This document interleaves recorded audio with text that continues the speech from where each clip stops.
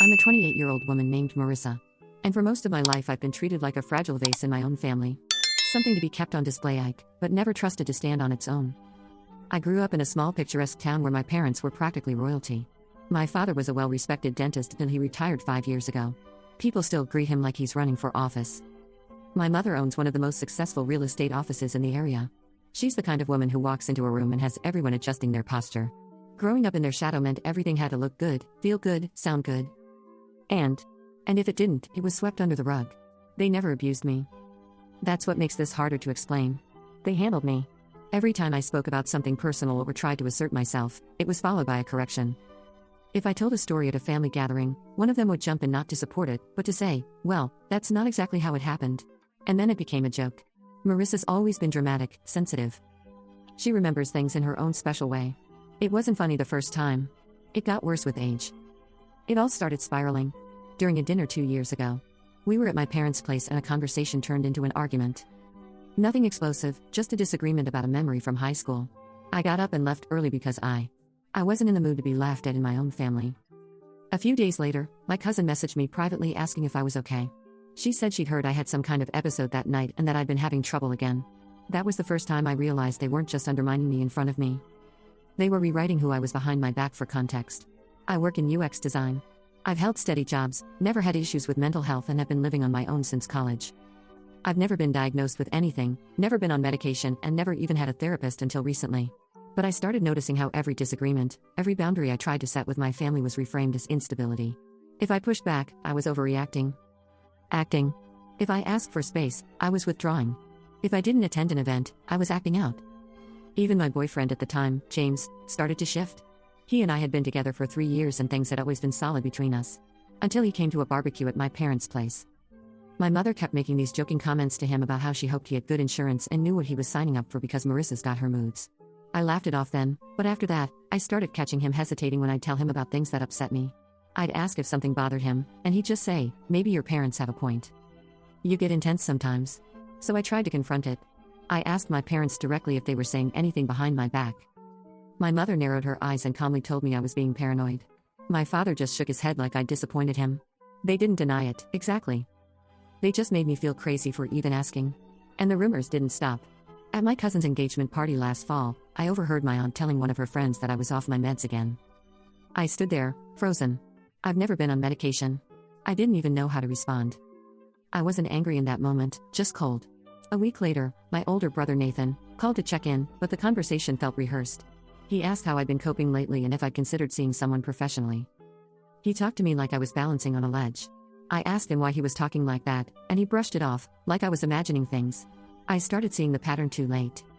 I lost a job opportunity last winter, a huge one at a firm my mother happened to know someone at. I didn't get an offer after what I thought was a strong interview. I found out through someone on the inside that my mother had reached out ahead of time and warned them about my emotional unpredictability. That was the moment it clicked. This wasn't just my family misunderstanding me. They were sabotaging me. They were actively working to shape how others saw me, to frame me as unstable, irrational, and dangerous to myself and others. I started hearing things from friends, too. People I hadn't spoken to in months, asking if I was okay because they'd heard weird stuff. One friend asked if it was true I'd been hospitalized earlier that year. Another said they'd heard I snapped at a work meeting. All of it was false, but all of it was specific. I stopped sleeping well. I stopped trusting anyone who asked how I was doing. I felt like I was watching a version of myself being built behind my back, one that I didn't recognize and couldn't argue against without seeming defensive or unhinged. That's when I decided to act. Not out of revenge, not out of spite. But because I knew I couldn't just sit there and let this happen, I started documenting everything. Every conversation, every message, every call. If they wanted to say I was crazy, I'd show them exactly how crazy a woman could be when she was organized, meticulous, and just angry enough to turn their lies into ammunition. I was done being handled. Now I was going to handle it. The first thing I did was start recording everything. I installed a call recorder on my phone, enabled email tracking, and kept a clean log of every single interaction with anyone in my family. I bought a portable hard drive and backed everything up twice. One copy in a drawer, the other off-site. Then I booked a therapist. Not because I needed help, but because I needed documentation. If they were going to claim I was mentally unstable, I wanted a professional record to prove otherwise. I found someone reputable, out of town, and paid in cash for the first few sessions. I explained exactly why I was there, and she didn't look at me like I was crazy. She listened, asked the right questions, and after 2 sessions, agreed to write a general wellness statement. It confirmed what I already knew. No signs of delusion, no emotional dysregulation, no mental illness. I started rebuilding my support system. I reconnected with a group of college friends I had drifted from over the years. People who had known me before my family's smear campaign started. We met up for drinks one weekend. No mention of my parents, just laughter and inside jokes. It was the most grounded I had felt in months. But things with James got worse. He started avoiding conversations about my family completely. Anytime I brought up something strange they had done, he changed the subject. One night, I asked him directly if my mother had said something to him. He didn't deny it. He just said he didn't want to get in the middle and that maybe they were just worried. That was enough of an answer. Then things escalated. My landlord knocked on my door one afternoon asking if everything was okay. He looked uncomfortable. He told me he got a call from a woman claiming to be my mother. She said I had been screaming threats through the walls and that I was unsafe to live alone. I was in bed that entire night, lights off, Nest camera on. I pulled up the footage, clipped the timestamps, and emailed it to my landlord. He apologized and said he'd add the footage to my tenant file. I saved a copy for myself, too. 2 days later, I called my mother. I asked her directly if she called my landlord. She paused and said, "You always twist things, Marissa. That's part of your condition." I didn't respond. The recorder on my phone picked up every word. That was the first real piece of evidence.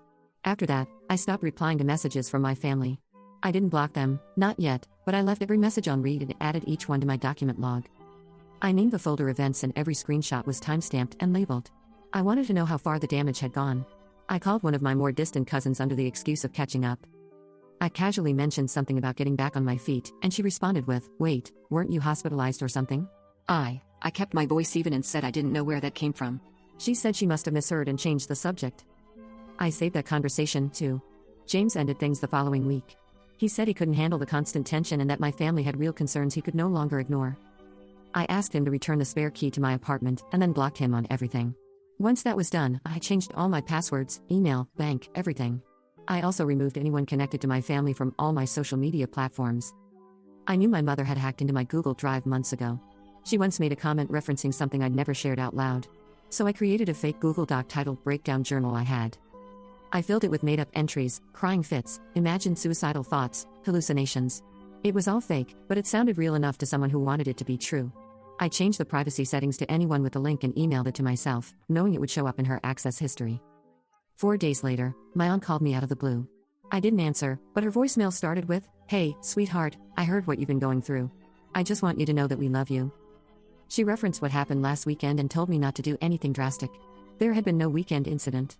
I saved the voicemail, timestamped it, and added it to the folder. At this point, I had enough to meet with a lawyer. I printed everything: mails, texts, voicemails, the Nestcam video, the fake journal trap, the therapist letters. The folder was 3 inches thick. I walked into the lawyer's office and laid it all out. He looked through it silently, reading and skimming as he organized the pages. After half an hour, he looked up and said, "You're not just documenting harassment. This is defamation. If they've cost you job opportunities and you can prove it, you have a case." He advised, "We start by sending a cease and desist letter to my parents and my older brother. Something formal and serious. Not as a scare tactic, but as a warning shot. A way to make it clear that if they didn't stop, the next step would be court." That night, I went home and added one more document to the folder. A short note with today date clipped to the front. "This is how you dismantle a lie." The cease and desist letters went out on a Wednesday morning. One to my mother, one to my father, and one to my older brother. Each envelope carried a direct legal "stop the defamation" or "we pursue legal action." My lawyer sent them via registered mail so there'd be no denying they received it. 2 days later, I got a voicemail from my father. He didn't mention the letter. He just asked me to stop acting out and claimed they never said anything like that. He ended with, "We're still your parents. Try to remember that." I saved the message, labeled it, and forwarded it to my lawyer. I wanted to test something next. Not out of curiosity, but strategy. I created a private Reddit burner account, completely anonymous, and posted a vague, fictionalized version of what was happening. No names, no locations, no family details, just a broad outline. 3 days later, my cousin texted me, furious. She accused me of dragging the family through the mud for internet attention. I hadn't told anyone about the post.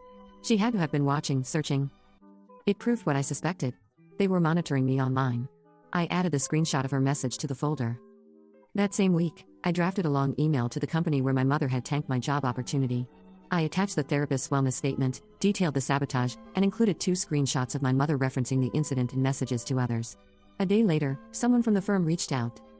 They apologized, said they'd made a mistake, invited me to re-interview. I did. I didn't accept the job. I had something better lined up. But the apology alone felt like recovery. I started uploading everything to encrypted cloud storage: emails, audio files, footage, call logs, voicemails. My lawyer helped set up a timed release option. If I didn't manually delay it every 30 days, the entire archive would email itself to a list of Safe: my therapist, my lawyer. 3 people I trusted full. It wasn't a threat. It was insurance. The next move came from inside. I confronted my cousin face to face. We met in a parking lot halfway between our cities. I brought a printed stack of screenshots and audio transcripts.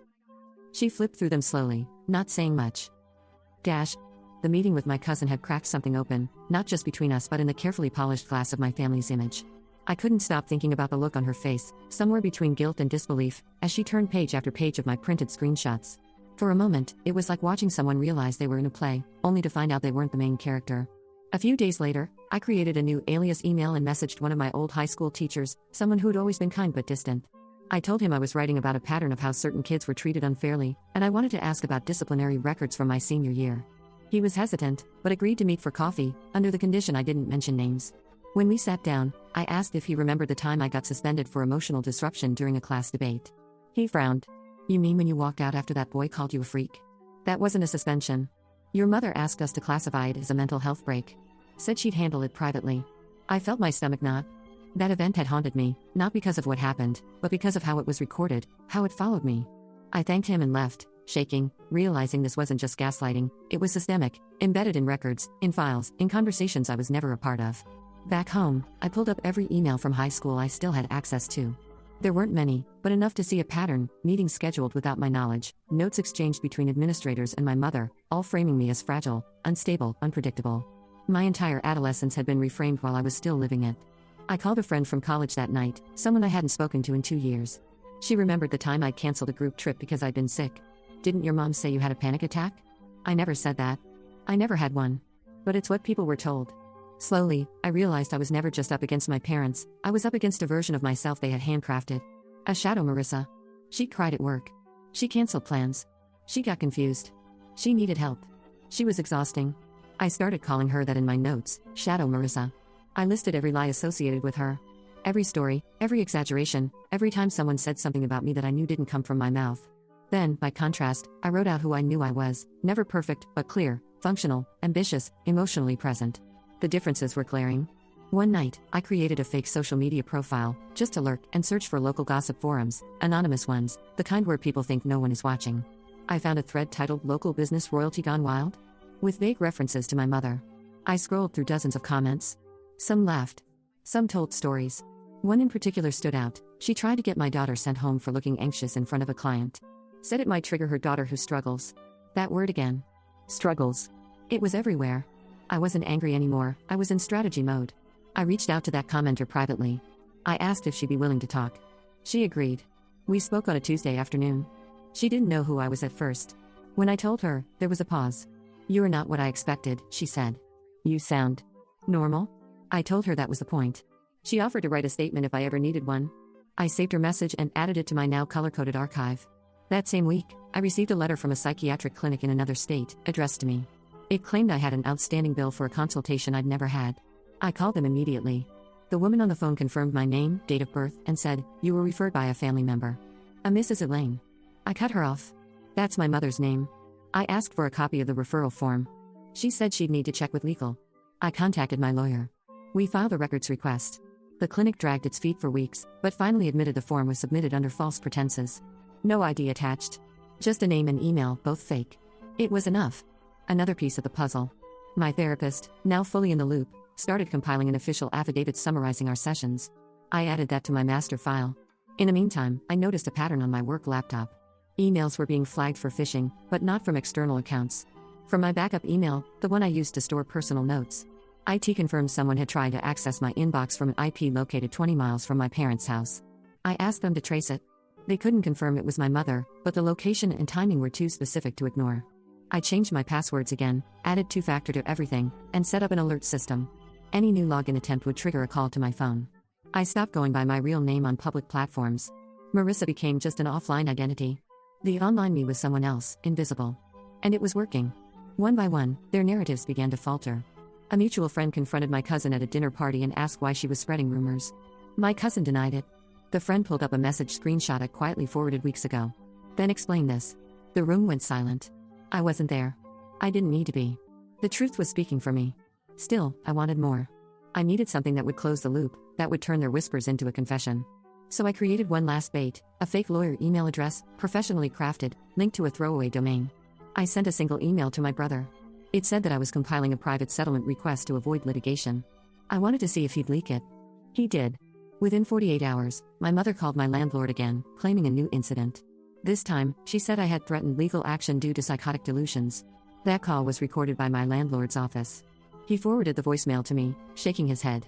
"This is insane," he said. I nodded. Yes. But not in the way they think. I added it to the folder. 56 items. One shared truth.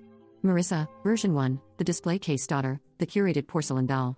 Marissa, version 2, the monster they needed to exist. But now, there was a third version, mine. The one that didn't apologize, didn't shrink, didn't smile politely through sabotage. And that version was building something they couldn't touch. A wall of proof. A map of every manipulation. A cold, factual reckoning. And I wasn't even close to finished. I knew the next step had to be bold, undeniable, and theatrical in a way they wouldn't expect from me, not because I wanted drama, but because they thrived on performance and manipulation, and the only way to disarm an actor is to expose the stage. So I planned a meeting under the guise of reconciliation, a family dinner, a gesture of peace, just like they used to pressure me to do during holidays, except this time, I was the one inviting them. I rented a private room in a quiet restaurant, neutral ground, and told them I'd like to talk through everything and move forward, that I wanted to clear the air. My mother responded with a carefully worded "We are so glad you're finally open to healing." My father didn't say anything at all. Nathan said he'd come if it would help. I didn't tell them I'd booked a legal observer to sit nearby, not at the table, but close enough to witness. I didn't tell them about the 2 hidden recording devices, or the third one on my phone disguised as a timer app. I showed up early, rehearsed the order of my words, and waited. When they walked in, it felt like stepping into a courtroom, not a restaurant. My mother looked polished as always, her smile tight, scanning for cameras. My father gave me a tired, patient nod. Nathan sat to my left, eyes flicking between all of us like he was already bracing for impact. I started gently, thanked them for coming, said I'd been going through a lot of self-reflection. My mother pounced on the opening. "We all have," she said, her voice syrupy and smug. "It's been hard watching you push everyone away." I didn't respond. I pulled out a single sheet of paper from my bag and placed it on the table. It was a printed email, one she'd sent to an old neighbor about my latest breakdown. Her eyes narrowed as she recognized it. "That's not what I meant," she said quickly. "Context matters." I nodded and placed a second page beside it, this one, a transcript of her voicemail to my landlord, claiming I'd been screaming threats. She went still. "Marissa, you're twisting things again," my father interjected, but I pulled out the therapist's letter next, placing it calmly in front of them, and kept going. I didn't raise my voice. I didn't accuse. I just laid down document after document like a dealer playing a slow, winning hand. Screenshots. Voicemails. Surveillance logs. Messages. Each item carefully chosen not to overwhelm them, but to show the undeniable thread. This wasn't paranoia, this was a campaign. Nathan sat frozen, not defending me, not defending them, just absorbing. My mother reached for one of the pages, and I let her. "You were never supposed to see some of these," she said. And there it was, acknowledgement. My father shifted in his seat. "This isn't a court, Marissa. Families talk. People get things wrong." I looked him straight in the eye. But not by accident. Not like this. Not repeatedly. Not with this much detail. And then I dropped the final piece, the fake journal. I watched as my mother's expression cracked for the first time. "You wrote that?" she asked, voice thin. "I baited it," I said. "And you took it. You spread it. You told people your daughter was suicidal, when you knew that wasn't true." Silence. Nathan looked at me with something between horror and awe. "Why would you do that?" he asked, and I turned to him. Because I had to know. I had to be sure. I had to make it undeniable. I let the silence hang there, thick and raw. Then I slid a sealed envelope across the table. "These are the legal terms. Cease all commentary about my health, mental or otherwise. Retract what's been said where possible. If you comply, we go no further. If you don't, I go public." My mother stared at it like it was poison. "You do that to your own family?" I smiled, just barely. "You already did it to me. This is just the invoice." No one spoke for almost a minute. My father looked at Nathan, then at the ceiling, like he was waiting for this all to pass. "What do you want from us, Marissa?" he finally asked. "To admit you were wrong?" I shook my head. "I want you to stop. That's it. Stop rewriting me. Stop performing concern that masks sabotage. Stop treating my boundaries as symptoms." I leaned back, exhausted but calm. "I'll take silence over sabotage any day." We didn't order food. No one touched the water. When I left, I took my documents with me, except the envelope, which they left sitting on the table like it might detonate. Outside, I walked past the legal observer, gave a subtle nod, and kept walking until I turned a corner and let myself exhale. My hands were trembling, but it wasn't fear, it was adrenaline, the kind you get when you finally hit the target after years of aiming in the dark. That night, I got a text from Nathan. I didn't know it was this bad. "I'm sorry." I didn't answer. "Not yet." Instead, I opened my laptop and uploaded the full audio recording to my encrypted drive, along with transcripts and metadata.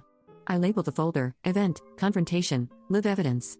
And then, I slept for 10 hours straight, the first real sleep I'd had in months. But the game wasn't over. It was just that now, the pieces were all on the table, and no one could pretend they didn't know what was being played. After the confrontation, the silence that followed wasn't peace, it was recoil, like the breath before a scream or the shadow that falls right before lightning hits, but I welcomed it. For the first time in years, no one from my family texted, called, or emailed for an entire week. I didn't check in with Nathan, didn't respond to his apology, didn't give him or them a chance to reshape what had just happened, because I knew if I gave even a millimeter of ground, they would take a mile, then gaslight me into thinking I was the one who opened the door. Instead, I watched. From the sidelines, from behind firewalls and pseudonyms, I watched as my family began to unravel, not from anything I said publicly, but from the absence of the one person they were used to projecting onto. My mother's real estate agency was the first to tremble. A few clients dropped out of pending deals. Nothing explosive, just quiet cancellations, postponed viewings, strange reschedulings. I hadn't even spoken to the press, but the cracks were showing. That anonymous gossip thread I'd found before had sprouted a new series of posts, once linking incidents at her office with rumors about how she treated her daughter. It wasn't libel. It wasn't even clear. But in a small town, ambiguity spreads faster than truth and whispers reach further than shouts. A local columnist published a vague editorial about the myth of the perfect family, referencing unnamed community leaders who might benefit from cleaning their own mirrors before commenting on others' reflections. My mother responded with a social media post about forgiveness and family loyalty, coded, toothless, and full of platitudes. I took a screenshot. Then came the social shifts. A woman I'd known in passing, a parent of a classmate, messaged me privately, "I don't know what's going on, but I just want to say, I always thought you were the most grounded one in your family." I didn't reply. But I added her comment to the folder. By this point, my archive was no longer just evidence, it was a mirror of my existence. Not just proof of what had been done to me, but a counter-narrative, a journal of reclamation. Every word that contradicted theirs was another nail in the coffin of the image they had built. But it wasn't just external shifts I noticed. Internally, something was healing. I no longer felt the need to explain myself in conversations. If someone asked how things were with my family, I simply said, "We don't speak anymore," and left it at that. There was power in brevity, in not handing people the thread they might use to tie you back to your own trauma. Therapy changed, too. In the beginning, it had been tactical, about documentation and verification. But now it became genuine. I told my therapist things I had never told anyone, not about my family, but about me. About how I used to write stories as a kid and hide them under my bed. About how I'd wake up sometimes with full scenes in my head but never dared to put them down, because I was told I was dramatic. She looked at me with the kind of neutrality that feels like safety and said, "You were never dramatic. You were observant." That word stuck with me. Observant. Not sensitive. Not unstable. Not difficult. Just awake. I started writing again, not as a weapon, not as a shield, but as a compass. I wrote a personal essay about silence and identity and sent it anonymously to a digital magazine. It got picked up. People commented things like, "This is exactly what I went through, and thank you for putting words to something I never could explain." I didn't out myself as the author. I didn't need the credit. Just the impact. Meanwhile, Nathan reached out again. This time with more vulnerability. He told me our parents were losing control, and that he didn't know how to navigate their disappointment. I told him gently that it wasn't mine to fix. That healing from abuse doesn't mean rescuing the abuser's enabler. He didn't reply after that. But I knew the seed was planted. Maybe it would grow. Maybe it wouldn't. I didn't need it to. What I did need was to finish the manuscript I had started. It wasn't a memoir, not really, but a composite of stories and fragments, all orbiting around themes of perception, gaslighting, and familial myth-making. It was messy and raw and strange, and I loved it. I sent a draft to a small publisher known for championing underdog voices. They responded in a week. "We think this could be something powerful," the email said. I stared at the screen for a long time. My mother had once told me not to embarrass the family by putting private things in writing. That was exactly why I hit send. The contract came 2 weeks later. Modest advance. Creative control? That was all I wanted. As soon as it was official, I changed my legal address, rented a small studio apartment in a different city, and packed up my things. I didn't tell anyone where I was going, not friends, not distant cousins, not even coworkers. I just left. Clean slate. The night before I moved, I left a single, wrapped package on the doorstep of my parents' house. Inside was a signed galley copy of the manuscript and a note that said, "This is my voice. You don't get to edit it." I never checked if they opened it. The next day, I drove to my new apartment, unlocked the door, and stood in the middle of an empty room that felt like the opposite of surveillance. Quiet, light-filled, and mine. No more hidden agendas. No more war rooms in my head. Just a desk, a window, and a blank document on my laptop titled simply, Book 2. The new city wasn't a paradise, it wasn't quiet all the time, the neighbors upstairs dragged furniture at ungodly hours and sometimes the streets outside buzzed with late-night sirens, but it was mine and more importantly, it was invisible to the people who once narrated my life like a cautionary tale. For the first time, I didn't have to brace for impact every time I received a message, didn't have to second-guess the kindness of acquaintances, or decode casual questions for hidden concern. I made new friends slowly, cautiously, like setting down glass on a hard surface, but they were solid people, artists, writers, baristas with complicated pasts and no interest in performative normalcy. I never told them everything. Just enough to build trust. I kept writing, feeding the book's momentum, watching as online interest began to grow. My publisher asked if I'd considered doing a reading under a pseudonym, something experimental, anonymous, voice only. I said yes. The podcast episode dropped on a Wednesday. My voice was disguised slightly, but not so much that those closest to me couldn't tell if they were really listening. That was intentional. Within days, I received an anonymous message on one of my protected email addresses. No text, just the subject line, "Is this you?" I didn't reply. Instead, I tracked the metadata. It came from a device linked to my aunt's Facebook account. I smiled. Good. Let them squirm. Let them wonder how much I was willing to reveal. I didn't have to go public with names. The ambiguity was more powerful. It left them terrified of the shadows they used to weaponize. But then came the retaliation. My mother attempted to sue me for defamation. She filed under the argument that the podcast episode and article implied damaging, untrue claims about her and the family. What she didn't expect was that I'd already built the firewall years ago. The story had been altered just enough, dates shifted, titles obscured, names anonymized, but every anecdote was still provable under oath. My lawyer countered with a compiled document, 79 pages long, listing every instance of actual defamation they had committed against me over the past 3 years. Attached were the therapist evaluations, emails to former employers, and even the forged psychiatric referral. The court never even called us in. The case was dropped before it could breathe. But the damage to her ego was irreversible. I heard from a distant cousin that my mother started referring to me as the ghost, someone who haunts them without ever being seen. That label fit better than anything else they tried to slap on me. I was a ghost, of the daughter they tried to control, of the woman they thought they could rewrite. That same week, Nathan reached out again. He didn't open with apologies. This time, he opened with truth. He told me he'd found my name in the gossip threads, that he'd read the article and recognized pieces of it. He said our parents were in panic mode, spiraling through damage control and beginning to contradict themselves in front of others. "They are scared of you," he said. "And they should be." I didn't say much in return. I didn't want reconciliation, I wanted clarity. So I asked him, directly, what he knew. What he participated in. He admitted that he hadn't spread lies but had confirmed them when asked. That he'd nodded quietly when friends or relatives brought up the rumors. That he'd done nothing to stop it because he was afraid of what pushing back might do to his relationship with our parents. I told him I understood the fear, but that understanding it didn't mean I forgave it. He said he didn't expect forgiveness. He just wanted to start telling the truth. I said that was a good place to begin. From then on, we exchanged messages, short and sparse, but honest. He didn't try to fix anything. He didn't ask me to fix him. And for now, that was enough. Meanwhile, the publisher contacted me with an offer, an imprint wanted to distribute the book more widely, and a production company had shown interest in adapting it for a limited streaming series. I read the email 3 times before I allowed myself to feel it. Vindication, not just survival. Not just escape. I had won the right to be heard, not through their approval, but through persistence. I didn't say yes right away. I thought about what it meant to let more people into this world I had escaped, to reopen wounds on a national scale. But then I remembered the women who had emailed me after the podcast. The college student who said her parents called her therapist behind her back. The nurse who said her siblings still told people she had a nervous condition because she once left a toxic marriage. The retired librarian who said, "Thank you for naming it. Gaslighting is too soft a word for what they did." I said yes. Not for revenge, but for reach. For resonance. I spent the next few months in meetings with screenwriters and producers who asked good questions. Who respected boundaries? Who didn't sensationalize? I made one non-negotiable clear: no names, no real faces, no direct recreations. This wasn't about my family anymore. This was about the pattern.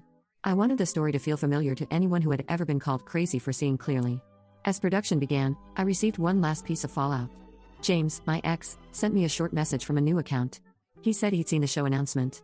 He apologized, not for leaving, not for doubting me, but for believing them so easily. "You deserved better," he wrote. "From all of us." I didn't respond. There was no anger left. Just distance.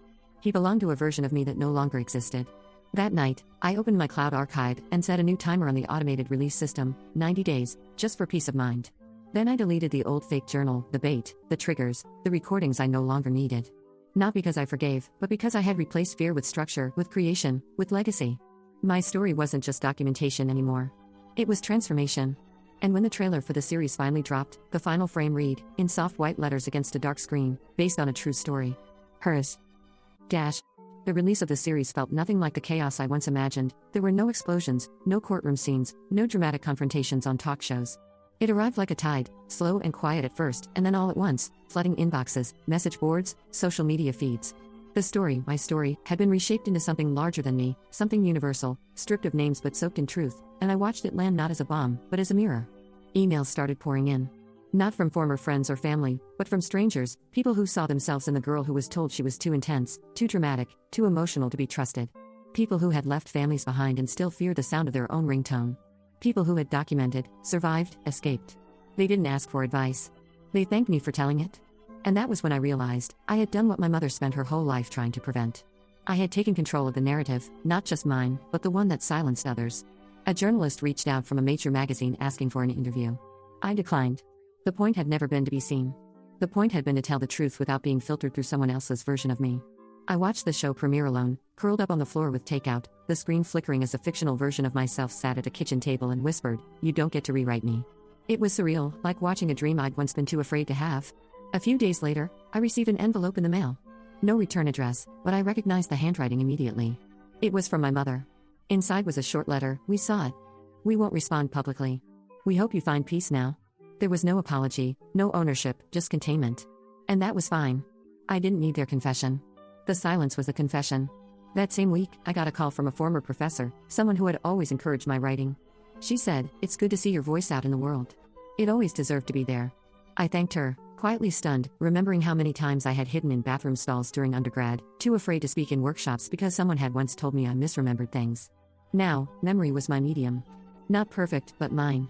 I began volunteering at a local women's shelter, not as a speaker or advocate, but as a writing coach. Just someone who could help people shape their stories. I never shared my background. It didn't matter. What mattered was giving others the pen. One woman told me she hadn't written anything in 15 years because her ex used to read her journals and mock her. I handed her a notebook and said, "He doesn't get this one." That felt like more justice than anything I'd done in court. Nathan and I spoke occasionally now, not often, but enough. He never tried to defend the past anymore. Sometimes he'd send me an article, or a photo of our old dog, or a short message just saying, "Still here." That was enough. Our relationship would never be what it once pretended to be. But it could be real now, even if it stayed distant. Months passed. The show earned quiet praise, a small following, and then one day, it exploded. A famous actor tweeted about it. A critic called it an emotional blueprint for reclaiming identity. Book sales surged. My publisher asked if I wanted to tour. I said no. Instead, I moved again, not out of fear, but to mark a new chapter.